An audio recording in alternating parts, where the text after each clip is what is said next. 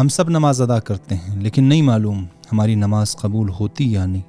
اللہ کن شرائط کے ساتھ انسان کی نماز کو قبول فرماتا ہے، آئیے دیکھتے ہیں۔ امام صادق علیہ السلام فرماتے ہیں کہ اللہ تعالیٰ حدیث قدسی میں فرماتا ہے کہ میں اس شخص کی نماز کو قبول کرتا ہوں جو میری عظمت اور بزرگی کو سمجھ کر اور دل سے محسوس کر کے اپنی ناچیزی کا میرے سامنے متواضعانہ اظہار کرے، میری رضایت اور خوشنودی کے لیے اپنی خواہشات کو حرام طریقے سے پورا کرنے سے پرہیز اور اجتناب کرے، اپنی روزمرہ زندگی میں مجھے ہمیشہ یاد رکھے، میرے بندوں کے مقابلے میں اپنے آپ کو بڑا اور بہتر نہ سمجھے اور میرے محتاج، مسکین اور ضرورت مند بندوں پر رحم کرے اور غریبوں کو پناہ دے۔ اللہ تعالیٰ فرماتا ہے میں ایسے شخص کی نماز کو قبول کروں گا اور اسے سورج سے بھی زیادہ نورانی بنا دوں گا، اندھیروں میں اسے نور عطا کروں گا اور جاہلوں کے مقابلے میں اسے صبر عطا کروں گا، اپنی عزت سے اسے محفوظ رکھوں گا، اپنے فرشتوں سے اس کی محافظت کروں گا